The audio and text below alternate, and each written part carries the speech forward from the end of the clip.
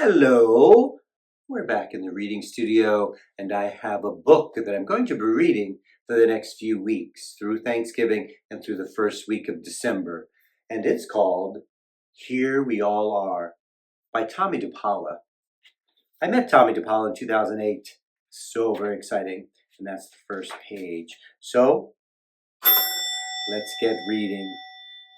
So this is a memoir by Tomie DePaola.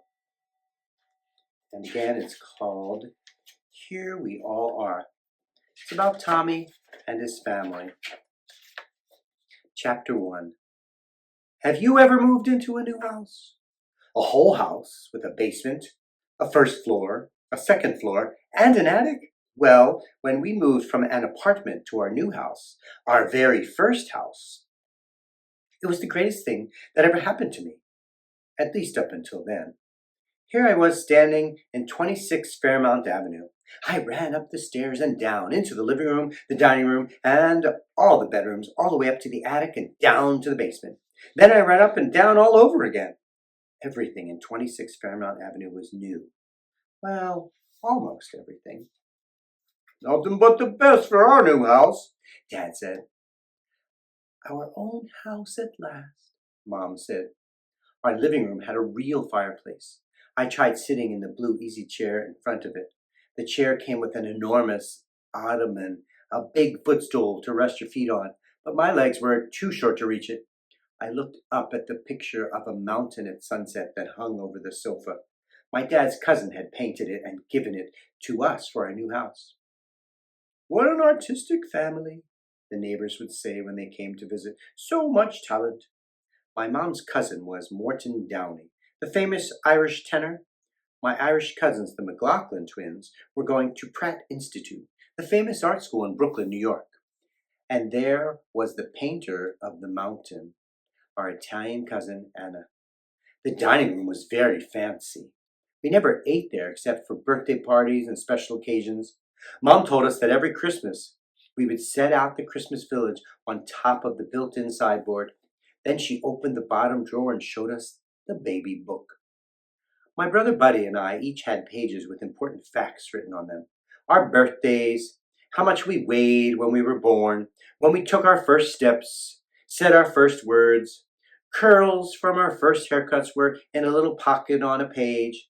Even though Buddy and I had brown hair now, our baby curls were blonde. Buddy's curl was almost white. I checked to make sure there were lots of pages in case we had any sisters. I already had a brother, and who needed two of those? Mom loved her new gas stove in the kitchen. It had a clock, a timer, and places for salt and pepper shakers at the back behind the burners. You set the dial for the oven to the right temperature, then turned it on and hoped it would light on its own. If it didn't, you had to put a burning match into a small space and light the gas. It made a whoosh sound when it lit. Of course, I wasn't allowed to light anything. There were stories about the lady who was too close and not fast enough with the match, and her eyebrows and eyelashes were burned right off. I think it was just a story to keep kids from touching the stove, but it worked. We didn't have a new refrigerator, though. Mom and Dad liked the old monitor top one. It had a big round drum on the top, which was the motor.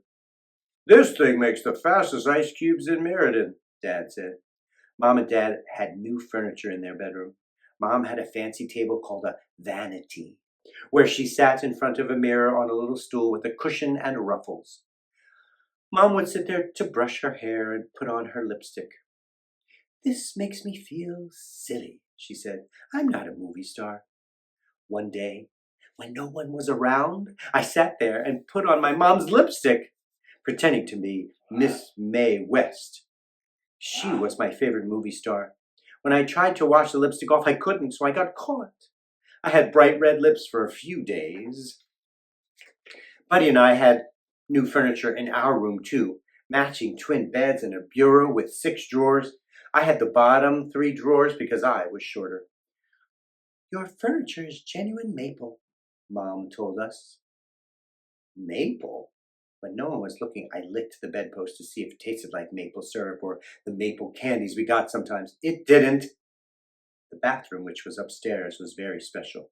Before we moved in, my dad had told me there would be a laundry chute in the bathroom. It was to send the clothes, towels, and sheets that needed washing down to the basement, where the washing machine was.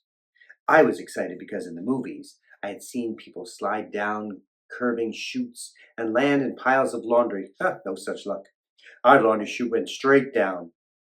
The bathroom had a real shower, but after just one shower, I wasn't allowed to use it. Something about getting water all over the floor and it's dripping downstairs into the kitchen.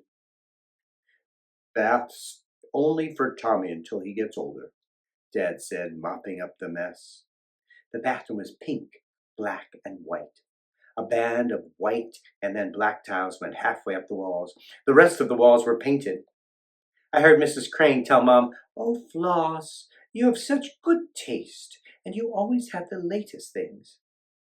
"I'm planning on putting up decals, too," Mom said. "What are decals?" I asked. Mom explained that decals were pictures on paper, and you soaked the paper in water and put the decal where you wanted it, rubbed it gently with a cloth, and peeled off the paper backing, and there was the picture on the wall, the bed, or the bureau, wherever you had to put it. "Tomorrow we'll go down to Woolworth's and pick some out," Mom said. Woolworth's was the 5 and 10-cent store and had everything. Mom came to get me after kindergarten the next day, and we went shopping. We looked through the decal book in the back of Woolworth's. I was getting all kinds of ideas.